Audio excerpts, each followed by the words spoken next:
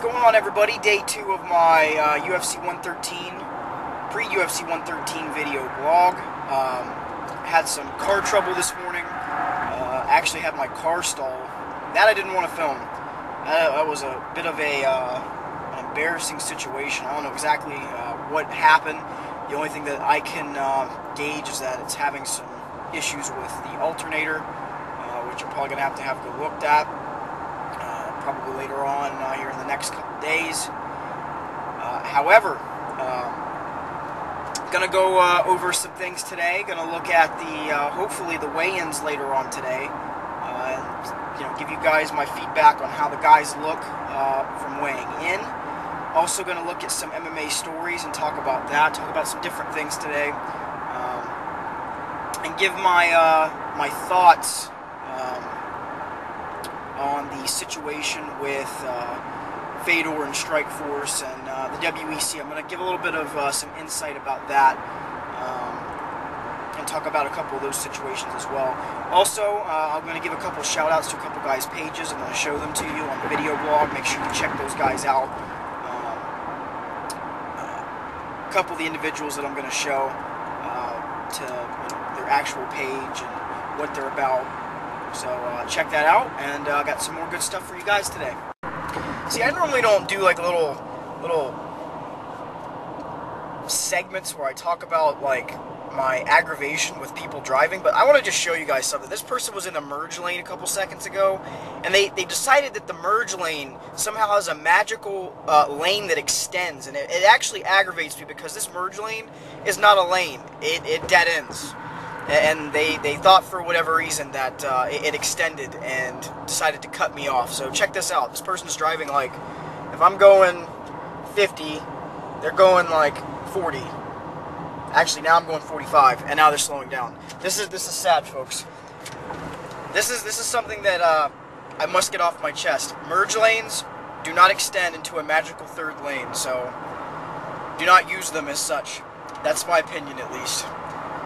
Just had to throw that out there. That's one thing in the morning when I drive to work that absolutely aggravates the living hell out of me. When I run into somebody, not literally like with my car, but I'm driving and all of a sudden, out of nowhere, this person extends themselves.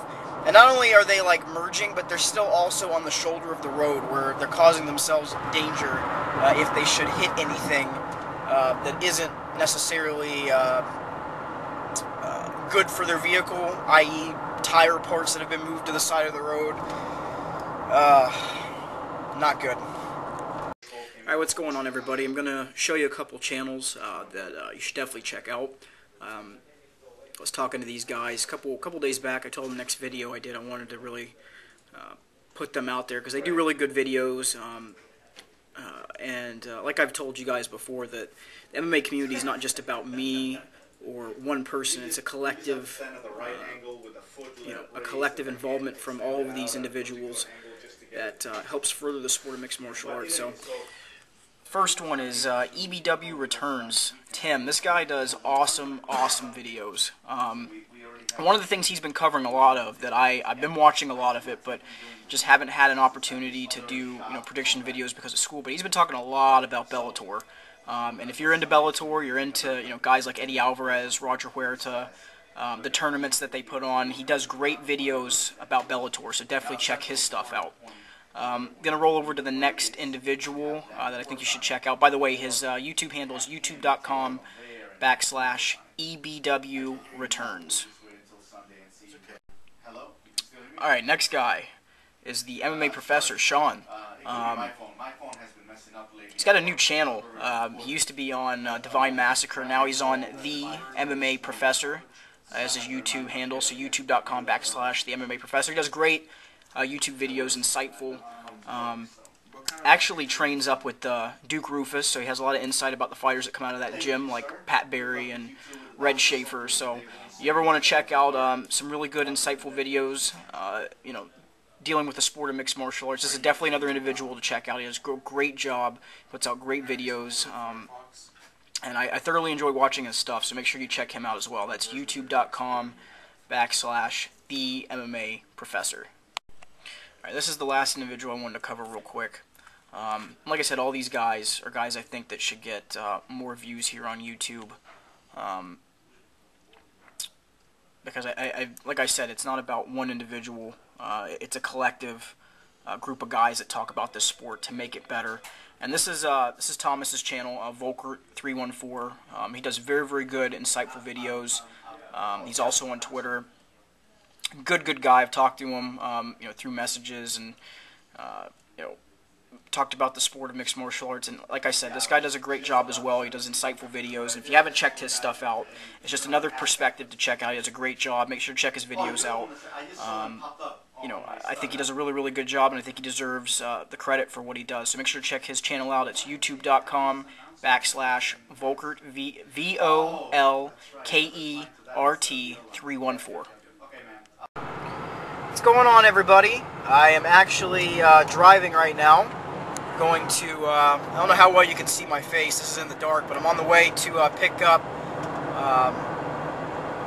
my godmother from the airport to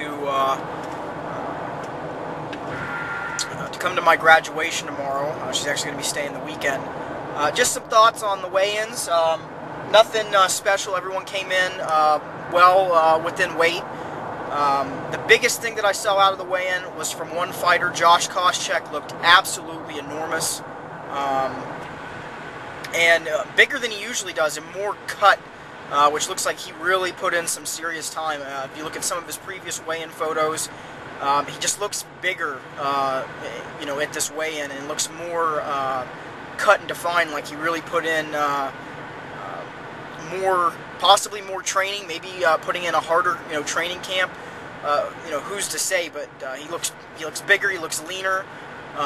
He looks in very, very good shape. So, a couple other things I want to talk about real quick as I'm driving. The Fedor M1 situation finally came to terms.